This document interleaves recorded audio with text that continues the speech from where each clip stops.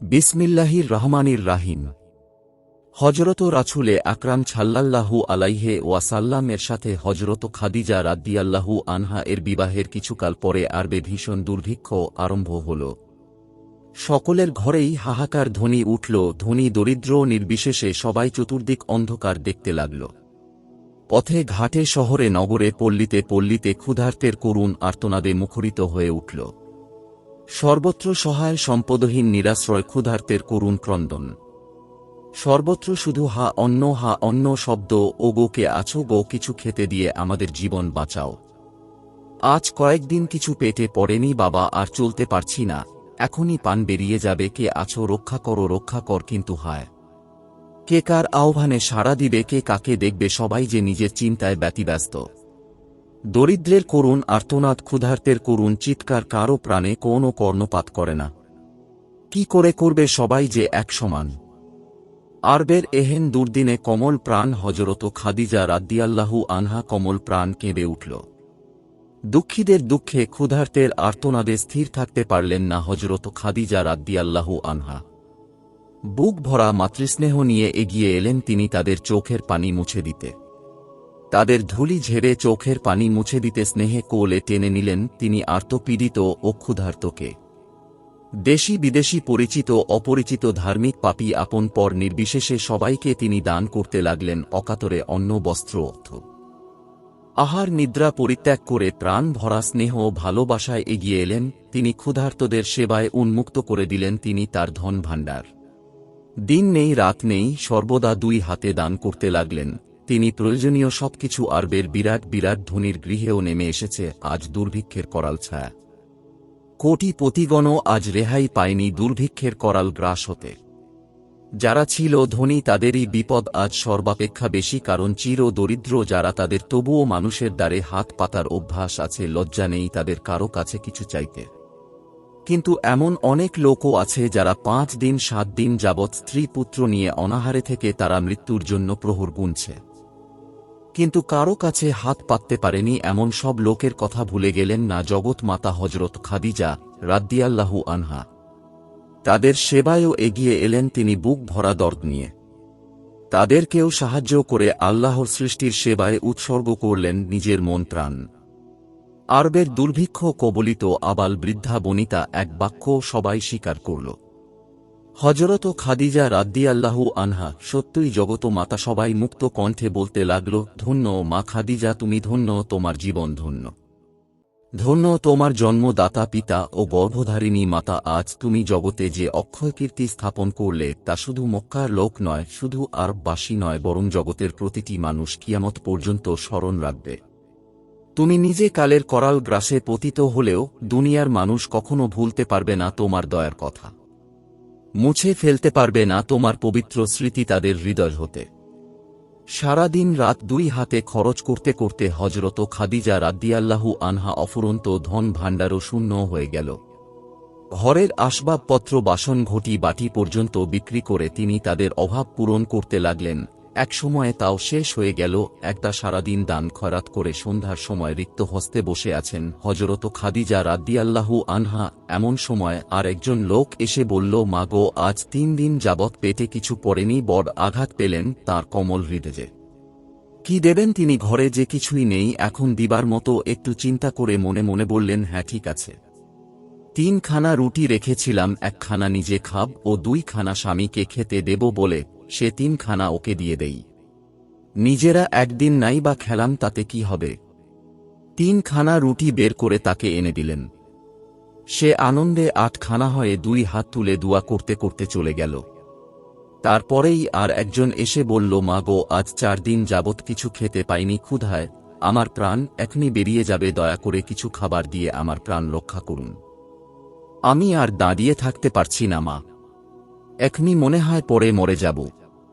এবারে অধিকতর বিচলিত হয়ে পড়লেন হজরত খাদিজা রাদিয়াল্লাহু আনহা। এখন আর এমন কিছুই ঘরে নেই যা দিয়ে এ ক্ষুধার্তের ক্ষুধা দূর করা যেতে পারে। কিছুক্ষণ চিন্তা করে স্বামীর বিছানার মূল্যবান চাদরখানা উঠিয়ে নিয়ে চললেন তিনি বাজারের দিকে। তাকে বলে গেলেন, তুমি একটু বসো বাবা, আমি শীঘ্রই আসতেছি। অতি সামান্য দামে স্বামীর বহুমূল্যবান চাদরখানা বিক্রি করে তা দ্বারা কিছু খাদ্য বস্তু কিনে এনে তা হাতে দিয়ে দিলেন। তাকে যে রিক্ত হস্তে ফিরিয়ে দিতে হয়নি এ কথা চিন্তা করেই তিনি মনে পরম শান্তি লাভ করলেন। এত মূল্যবান চাদরখানা যে হাত ছাড়া হয়ে গেল এ কথা চিন্তা করার অবসর পেলেন না তিনি। একটু পরেই তার মনে হল, হায়, আমি একই করলাম, নিজের জন্য চিন্তা করি না, কিন্তু সারা দিন স্বামী যখন ক্ষুধার্ত হয়ে গৃহে ফিরবেন তখন কি খেতে দেব আমি তাকে?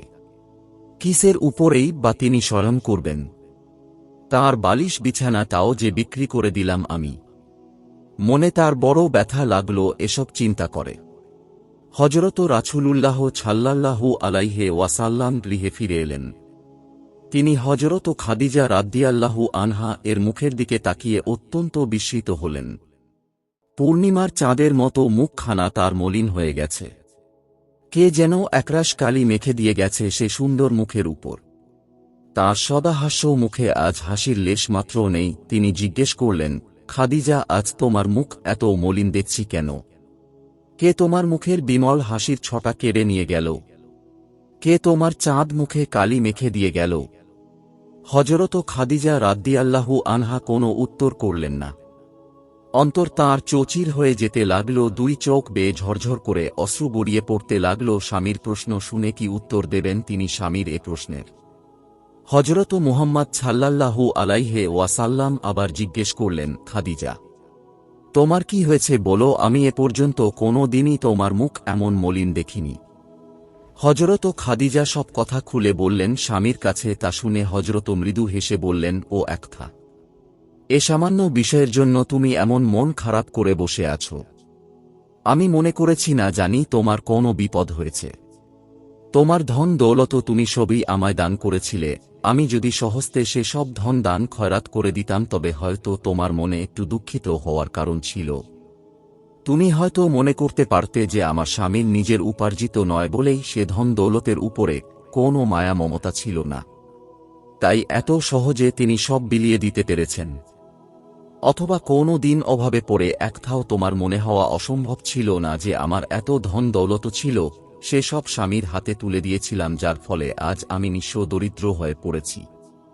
এসব কথা চিন্তা করেই আমি সে ধন দান করার ভার তোমাকে দিয়েছিলাম।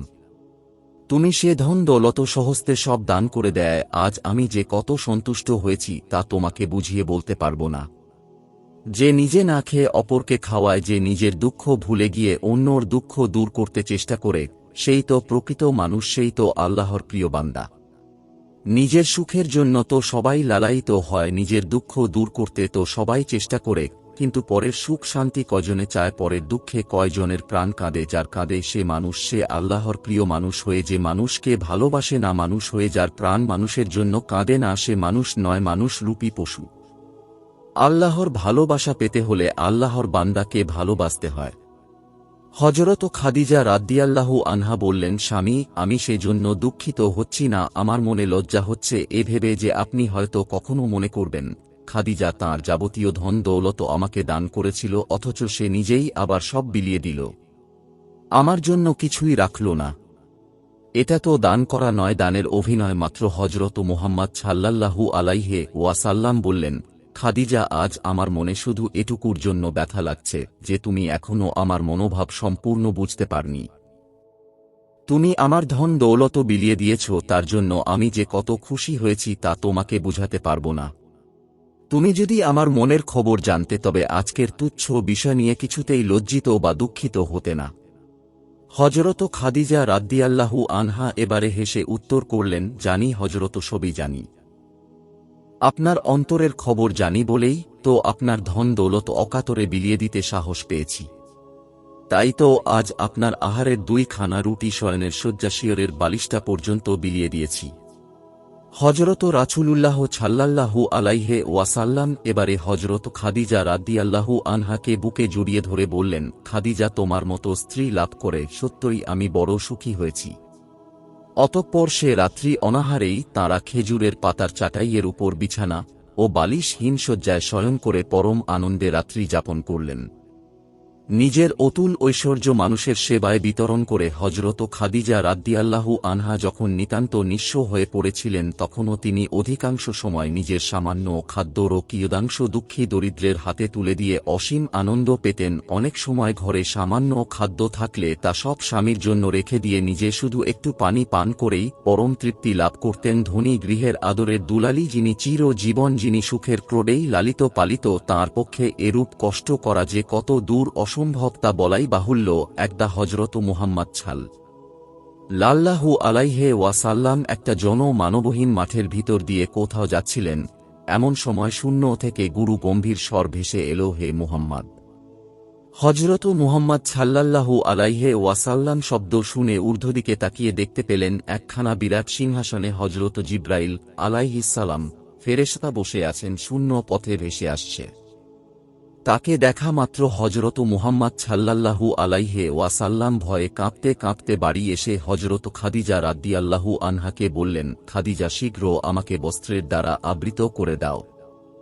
হযরত খাদিজা রাদিয়াল্লাহু আনহা তাকে একখানা চাদর দিয়ে ঢেকে দিলেন। ঠিক সে সময় তাঁর উপর কুরআন শরীফ নাজিল হল।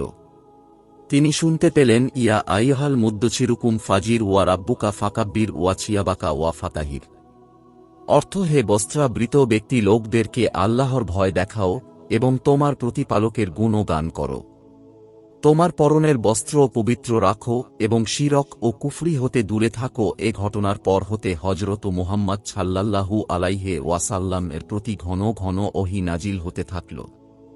যখন যে আয়াত নাজিল হতো সঙ্গে সঙ্গে তিনি তা মুখস্থ করে ফেলতেন এবং হযরত খাদিজা রাদিয়াল্লাহু আনহাকে তা পাঠ করে শোনাতেন।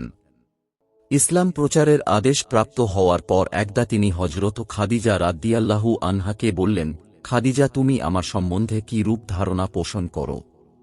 হযরত খাদিজা রাদিয়াল্লাহু আনহা উত্তর করলেন, আমি আপনাকে সত্যবাদী, ওয়াদা পালনকারী, ন্যায় বিচারক, সচরিত্রবান ও আমানতার বলে অন্তরে দৃঢ় বিশ্বাস রাখি। হযরত মুহাম্মদ সাল্লাল্লাহু আলাইহি ওয়াসাল্লাম বললেন, হে খাদিজা, যদি তাই মনে করো তবে তুমি বিশ্বাস করো যে আমি আল্লাহর প্রেরিত রাসূল।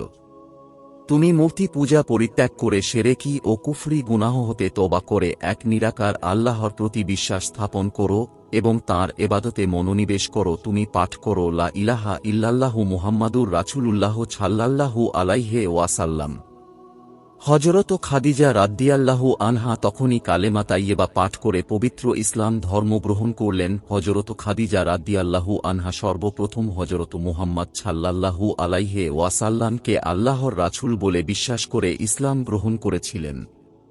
এজন্য আজ পর্যন্ত তিনি সারা মুসলিম জগতে উম্মুল মুমিনিন বা মুমিনদের মাতা বলে সকলের অশেষ শ্রদ্ধা অর্জন করতে সমর্থ হয়েছেন। তাছাড়া ইসলাম প্রচারের প্রাথমিক যুগে হযরত মুহাম্মদ সাল্লাল্লাহু আলাইহি ওয়াসাল্লাম এর সহধর্মিণী হিসাবে ইসলামের আদর্শ প্রচার ও প্রতিষ্ঠার জন্য তিনি বলিষ্ঠ ভূমিকা পালন করেছিলেন। ইসলাম প্রচারের জন্য তাঁর সে দান ও ত্যাগ স্বীকারের নজির ইসলামের ইতিহাসে দ্বিতীয় খুঁজে পাওয়া যাবে না। কত কাল চলে গেছে এবং আরও কত শতাব্দী চলে যাবে, হযরত খাদিজা রাদিয়াল্লাহু আনহা এর উপকারের কথা প্রতিটি মুসলমানের অন্তরে চিরদিনই রয়েছে এবং কিয়ামত পর্যন্ত থাকবে। অতঃপর হযরত মুহাম্মদ সাল্লাল্লাহু আলাইহি ওয়াসাল্লাম লোকদের নিকট আল্লাহর বাণী প্রচারে মনোনিবেশ করলেন। তিনি যখন সকলকে দেবদেবীর পূজা পরিত্যাগ করে নিরাকার এক আল্লাহর উপাসনা করতে আহ্বান করলেন, তখন সকলেই তাঁর সাথে ঘোর শত্রুতা আরম্ভ করে দিল। তারা এই নতুন ধর্মের কথা শুনে হযরত রাসূলুল্লাহ সাল্লাল্লাহু আলাইহি ওয়াসাল্লাম এর উপর একেবারে ক্ষেপে উঠল। তাদের স্বার্থে ক্ষতিকর ও মতের বিপরীত এ নতুন ধর্ম প্রচারে সর্বশক্তি প্রয়োগ করে বাধা দিতে দৃঢ় প্রতিজ্ঞা হল। তারা হযরত রাসূলুল্লাহ সাল্লাল্লাহু আলাইহি ওয়াসাল্লামের ওপর নানা প্রকার অমানুষিক অত্যাচার করতে আরম্ভ করে দিল। যারা এ ধর্ম গ্রহণ করলেন তাদের ওপরেও চলল নিষ্ঠুর অত্যাচার, তবুও তিনি আপন কর্তব্য হতে বিন্দুমাত্র বিচ্যুত হলেন না। এ ঘোর দুর্দিনে হযরত রাসূলুল্লাহ সাল্লাল্লাহু আলাইহি ওয়াসাল্লামের চাচা আবু তালিব ও হযরত খাদিজা ছাড়া হযরত রাসূলুল্লাহ সাল্লাল্লাহু আলাইহি ওয়াসাল্লামের অন্যান্য আত্মীয় স্বজনগণ পর্যন্ত তাঁর ঘোর বিরোধিতা করতে আরম্ভ করে দিল। এমনকি বিধর্মীরা হযরত রাসূলুল্লাহ সাল্লাল্লাহু আলাইহি ওয়াসাল্লাম এর প্রাণনাশের জন্য ষড়যন্ত্র করতে লাগল। একদিকে আরবের যাবতীয় কুরাইশ ও তাদের অমিত তেজা দলপতিগণ এবং অন্যদিকে হজরত মুহাম্মদ সাল্লাল্লাহু আলাইহি ওয়াসাল্লাম এবং তাঁর নগণ্য সংখ্যক নিঃস্ব উম্মত। একমাত্র পরম করুণাময় আল্লাহ ছাড়া তাদের সাহায্য করার আর কেউ ছিল না সমগ্র আরবে। কুরাইশগণ তাদের সর্বশক্তি নিয়োগ করল বিভিন্ন প্রকারে তাদেরকে হয়রান করতে, ইসলাম প্রচারে বাধা দিতে, এমনকি তাদের জীবিকা অর্জনের পথে পর্যন্ত বাধা সৃষ্টি করল।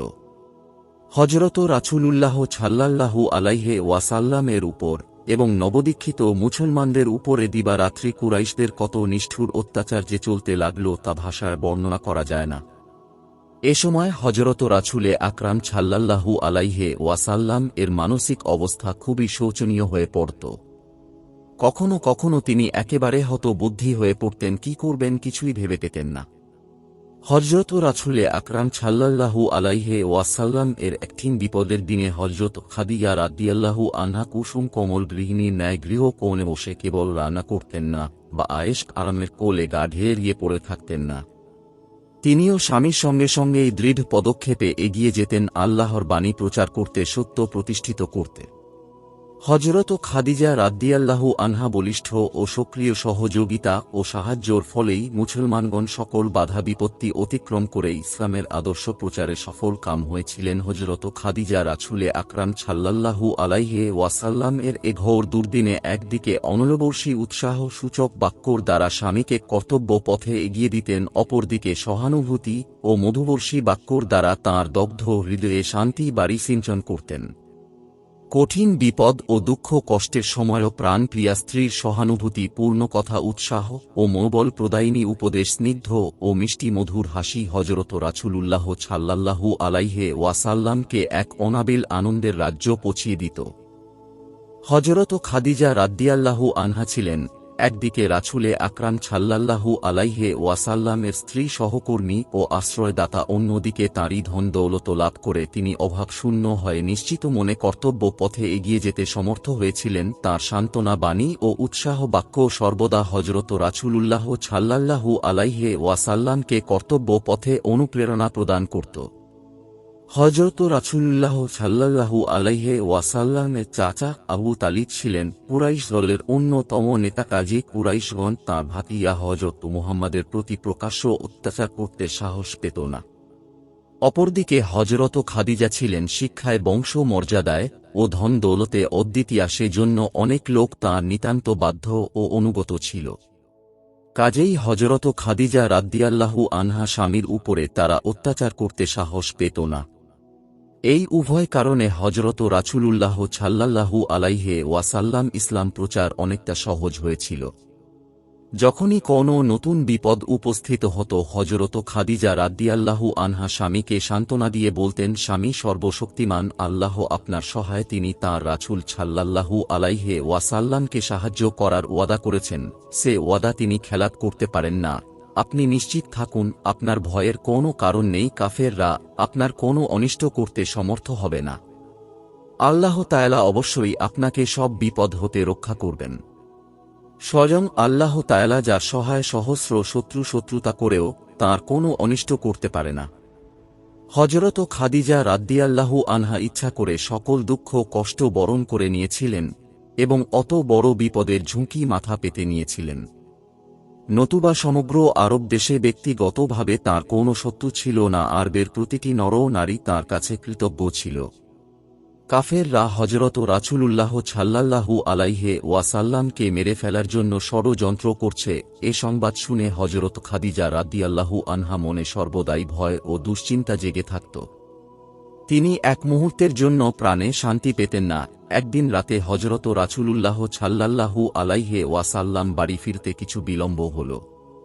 হযরত খাদিজা রাদিয়াল্লাহু আনহা ক্রমেই ব্যাকুল হয়ে উঠতে লাগলেন। অবশেষে নিজের বিপদের কথা ভুলে তিনি একাই বের হয়ে পড়লেন স্বামীর খোঁজে।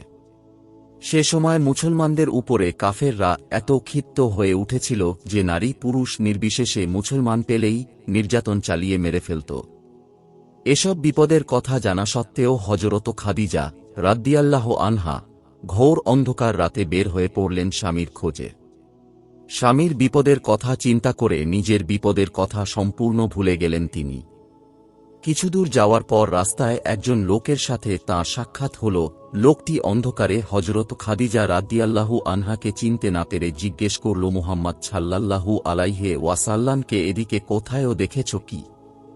হযরত খাদিজা রাদিয়াল্লাহু আনহা সংক্ষেপে কেবল না বলে এগিয়ে চললেন। তিনি বুঝতে পারলেন যে কাফেররা তাঁর স্বামীকে হত্যা করার উদ্দেশ্য খোঁজ করছে। তার মনের চিন্তা আরও বেড়ে গেল। হযরত রাসূলুল্লাহ সাল্লাল্লাহু আলাইহি ওয়াসাল্লামকে যে স্থানে পাওয়ার সম্ভাবনা ছিল তার প্রত্যেক স্থানে খোঁজ করেও তাকে না পেয়ে হযরত খাদিজা রাদিয়াল্লাহু আনহা হতাশ হয়ে বাড়ি ফিরে এলেন।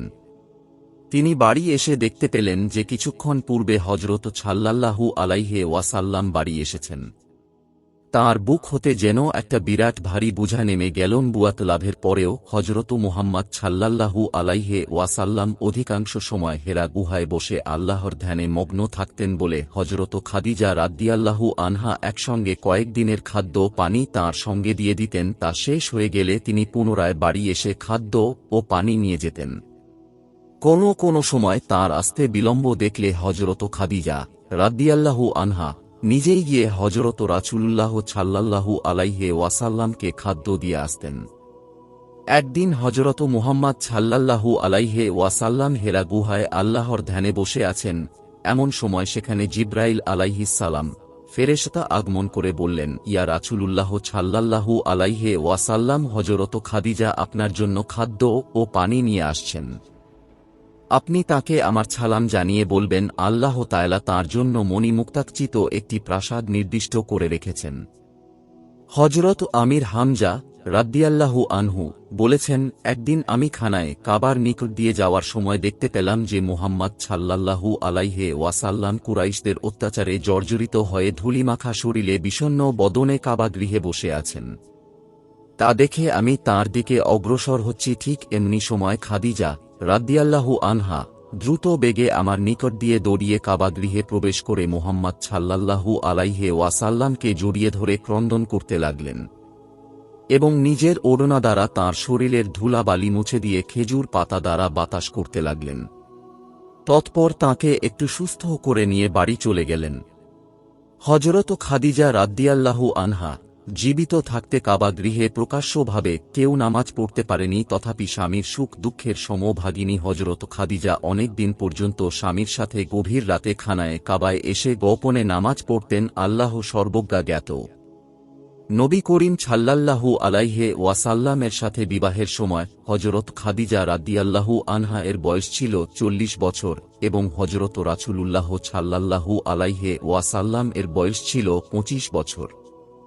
বিবাহের 15 বছর পরে অর্থাৎ হযরত রাসূলুল্লাহ সাল্লাল্লাহু আলাইহি ওয়াসাল্লাম এর বয়স 40 বছর পূর্ণ হলে তিনি নবুয়ত লাভ করেন। বিবাহের পর হতে হযরত রাসূলুল্লাহ সাল্লাল্লাহু আলাইহি ওয়াসাল্লাম নবুয়ত লাভের পূর্ব পর্যন্ত 15 বছর আরব দেশের সেই অন্ধকার যুগেও তাঁদের দাম্পত্য প্রেম দর্শন করে প্রত্যেক দম্পতির মনে হিংসার উদ্রেক হতো। প্রাক ইসলামিক যুগে আরব দেশে দাম্পত্য প্রেমের কোনো মূল্য ছিল না। তথায় বহু বিবাহের প্রচলন ছিল। কোন পুরুষ একটি বিবাহ করে 2-4 দিন পরেই তাকে পরিত্যাগ করে আরেকটি বিবাহ করত। তখনকার দিনে স্ত্রীর মতামতের কোনো মূল্য ছিল না। দাম্পত্য প্রেম বলেও কোনো কিছুর অস্তিত্বও ছিল না। অথচ সে যুগেও হযরত রাসূলুল্লাহ সাল্লাল্লাহু আলাইহি ওয়াসাল্লামের সাথে হযরত খাদিজা রাদিয়াল্লাহু আনহা দাম্পত্য প্রেমের যে নিদর্শন রয়েছে তা সত্যিই অপূর্ব। বিবাহের অল্প কাল পরেই হযরত খাদিজা রাদিয়াল্লাহু আনহা তাঁর অতুল ঐশ্বর্য স্বামীর চরণে ঢেলে দিয়ে তাঁর আনুগত্য প্রকাশ জীবনের একমাত্র শ্রেষ্ঠ ব্রত বলে গ্রহণ করেছিলেন। হযরত খাদিজা রাদিয়াল্লাহু আনহা একে তো ছিলেন বিধবা, তদুপরি তাঁর বয়সও ছিল হযরত রাসূলুল্লাহ সাল্লাল্লাহু আলাইহি ওয়াসাল্লামের চেয়েও অনেক বেশি। এরূপ স্থলে স্বামী স্ত্রীর পূর্ণ মনের মিল হওয়াটা প্রায় অসম্ভব হয়ে ওঠে। অথচ তাঁদের দাম্পত্য জীবন এত প্রেমময় ও মধুর হয়েছিল যে হযরত খাদিজা রাদিয়াল্লাহু আনহা বর্তমান থাকা পর্যন্ত হযরত মুহাম্মদ সাল্লাল্লাহু আলাইহি ওয়াসাল্লামের অন্য কোন স্ত্রী গ্রহণের কথা কোনো দিন কল্পনাও করেননি। হযরত খাদিজা রাদিয়াল্লাহু আনহা ইন্তেকালের পর বহুদিন পর্যন্ত তাঁর সম্বন্ধে কোনো কথা বলতেই তিনি কেঁদে ফেলতেন। যখন আরবের প্রত্যেকটি মানুষ হযরত মুহাম্মদ সাল্লাল্লাহু আলাইহি ওয়াসাল্লামের সাথে ঘোর শত্রুতা করেছিল, যখন হজরত রাসূলুল্লাহ সাল্লাল্লাহু আলাইহি ওয়াসাল্লাম নিজের বংশের লোকেরা তাঁর প্রাণনাশের ষড়যন্ত্র করেছিল, যখন তাঁর পাড়া প্রতিবেশী আত্মীয় স্বজন কেউই তাঁর সপক্ষে ছিল না, সেই ঘোর দুর্দিনে তিনি নিজের ধন সম্পত্তি ও জীবন মন স্বামীর চরণে উৎসর্গ করে স্বামী সেবাকে জীবনের একমাত্র কর্তব্য বলে গ্রহণ করেছিলেন হজরত খাদিজা রাদিয়াল্লাহু আনহা। এর তখনকার সক্রিয় সহযোগিতাই যে জীবন সংগ্রামে তাঁকে জড়ি করেছিল। হজরত রাসূলুল্লাহ সাল্লাল্লাহু আলাইহি ওয়াসাল্লাম নিজেই মুক্ত কণ্ঠে এ কথা স্বীকার করেছেন। হজরত রাসূলুল্লাহ সাল্লাল্লাহু আলাইহি ওয়াসাল্লামের সেই কঠিন বিপদের সময় হজরত খাদিজা রাদিয়াল্লাহু আনহা সর্বদা ছায়ার ন্যায় তাঁর সুখ দুঃখের সঙ্গিনী হয়ে সত্য ধর্ম প্রচারে উৎসাহ ও অনুপ্রেরণা প্রদান করেছিলেন। একদিকে তাঁর অতুলনীয় স্বামী ভক্তি সেবা শুশ্রূষা ও সান্ত্বনা বাক্য হজরত রাসূলুল্লাহ সাল্লাল্লাহু আলাইহি ওয়াসাল্লামের ব্যথা জর্জরিত প্রাণে সুশীতল শান্তিবাড়ি সেচ করত। অন্যদিকে তাঁর উৎসাহ ও উদ্দীপনা পূর্ণ উপদেশ তাঁকে কর্তব্যর পথে এগিয়ে দিত।